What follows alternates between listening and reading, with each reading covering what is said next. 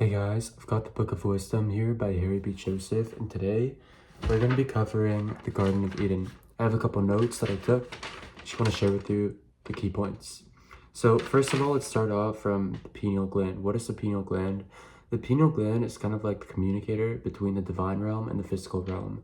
This is the focal point of all spiritual communication within our body, and therefore, the more we strengthen it, the more we are able to elevate our consciousness, elevate our frequency, and kind of like disconnect from all the worldly things. A lot of the time, it doesn't mention this part in the book, by the way, but in today's day and age, they're trying to weaken your pituitary gland and your pineal gland because that takes away your ability to connect with the divine, and they will do everything to keep you trapped, to make you a slave, and to not understand who you truly are and your power to co-create with source. And so therefore, by weakening your pineal gland, they basically are trying to remove that communication from you to the divine, from the physical to the divine realm. So very important to understand that the pineal gland, it's known as the third eye. This is responsible for, basically it's the bridge between the physical realm to the divine realm. And now we're going to move on to the Garden of Eden. So the Garden of Eden, we're going to break this down into two different trees per se. So one is the tree of knowledge, and this is correlated with our nervous system, and the other tree is the tree of life, and this is correlated with our cardiovascular system. So just have a few notes I'm going to read over here. So the tree of knowledge is the tree of duality, the tree of awareness, the tree of good and evil. So therefore, when it says knowledge, you're aware of things that are moral and immoral. There's that distinction, there's that duality, there's the component of good and evil, light and darkness, truth or deception. And this is under your nervous system. This correlates, by the way, in this book, a lot of overlap between what I really like about the way Harry B. Joseph writes this book is that he simplifies it in a way that's relating it back to our body and our life. So a lot of the times he'll talk about biblical terms and analogies, but he'll relate it back to our own body. He'll relate it back into our own life, things that we can understand, things that we can really absorb in the physical realm, and things that we can observe too. It's not just things we can understand, but things we can physically observe. Like we can observe the fact that we have good and evil. We have right and wrong. We have a certain moral consciousness, and this falls under the tree of knowledge, which is your nervous system. Now, the second tree is the tree of life, the cardiovascular system. Now, the cardiovascular system, it sustains the physical body, and this relates to the center of the heart. I'm going to read that again. Also, I'm slouching. Let me stretch quickly. So, I'm just going to lean against the wall. So, the cardiovascular system is the tree of life, and it sustains the physical body, and it refers to the heart center. Therefore, cardiovascular. I mean, it's pretty self-explanatory. Now, this is where it gets really interesting. In my opinion, this is probably the most fascinating part of the Garden of Eden in the Book of Wisdom by Harry B. Joseph. So, the four rivers. This is a very interesting concept. So, the four rivers in the Garden of Eden represent the four holy fluids within the body that sustain life and consciousness: blood, saliva, Christ oil, semen, and vaginal oil. So, blood is the first. It's the first holy fluid, right? So, blood is the fluid of oxygen and nutrients, and it sustains our life force. Saliva is the fluid of digestion, transformation, and nourishment. Christ oil, and by the way, Christ oil is a very, very important topic. I made a full video dedicated to it on my channel where I go in depth. But Christ oil is the fluid of elevation, purity, and enlightenment. Christ oil is the fluid of purity, enlightenment, and purity. Elevation, purity, and enlightenment.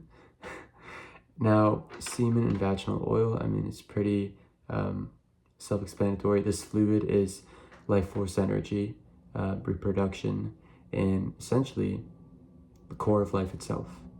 The fluid of life force and reproduction. Now, a lot of things here, and this is very raw, free flowing.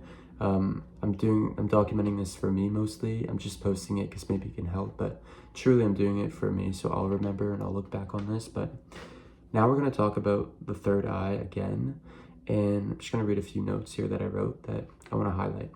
One is third eye / pineal gland is the communicator between the physical and divine realm, which I mentioned. It guides our actions and our perception. Now, perception is the root of our internal state. And as within, so without. Your external reality is a reflection of your internal state. So, therefore, when your pineal gland guides your perception, that is essentially guiding all cause, because it's cause and effect. Internal is cause, external is the effect of the cause. So, your perception, which is guided by your pineal gland, is the cause of your external reality.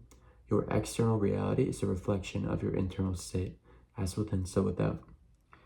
The third eye is strengthened by elevating your Kundalini energy, which I also mentioned in the Christ oil video on my channel, but I'm going to give a little recap in just a few seconds. But it's strengthened by activating Kundalini energy, and also by sun gazing. Sun gazing is very important. Essentially, sun gazing is just like tanning, but it's absorbing the sun also through your eyes. Really trying to stare at the sun and absorb it through your eyes, because the sun is energy, and that's how we recharge as humans. And the sun is very, very important. Don't let anyone fool you into thinking that it's not. They have false agendas and bad narratives that they are pushing for a reason. Do not be afraid of anything. Do not be afraid of anything natural and divine. This is here for us.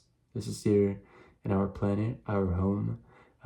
Anyone who tells you otherwise is trying to disconnect you from source. So do not forget that.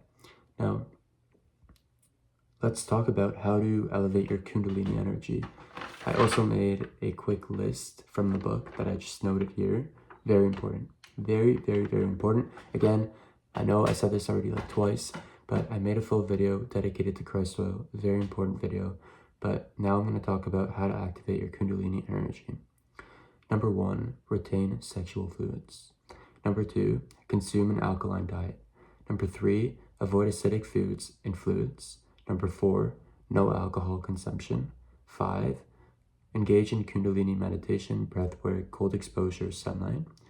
And number 6, which is kind of like all-encompassing, is to live a healthy, nourishing, holistic lifestyle.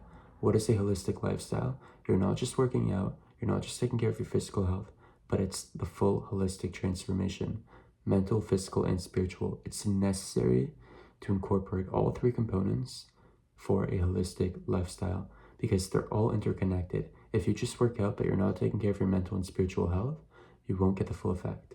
If you just take care of your mental health but not your physical and spiritual, you won't get the effect. If you're just taking care of your spiritual but not your mental and physical, you won't get the effect. What does the Kundalini energy activation do? It results in supernatural abilities to expand your consciousness and spiritual capabilities.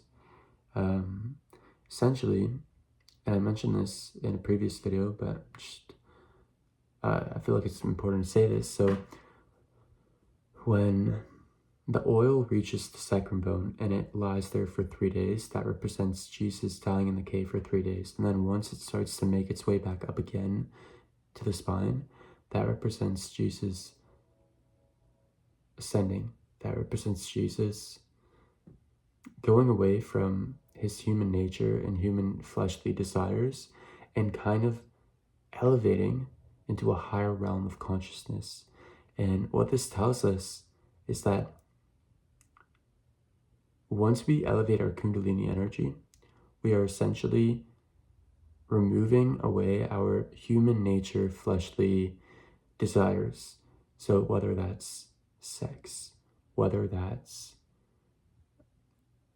consumption, right? You could take that as you will. That could be psychological consumption, physical consumption, it could be emotional or environmental consumption.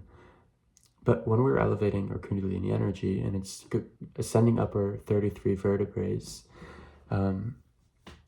that process in itself it requires us to lean more into our spiritual capabilities and less of our human, physical, earthly, flesh desires, because it's necessary for us to do that in order to ascend. Okay, guys. Wow. Super raw video, just very free flowing. Essentially, it's for myself. If anyone listens, hope you were able to take something away from this. And yeah, take care of yourself and become the best version of yourself. Fulfill your potential, serve God, and love the journey.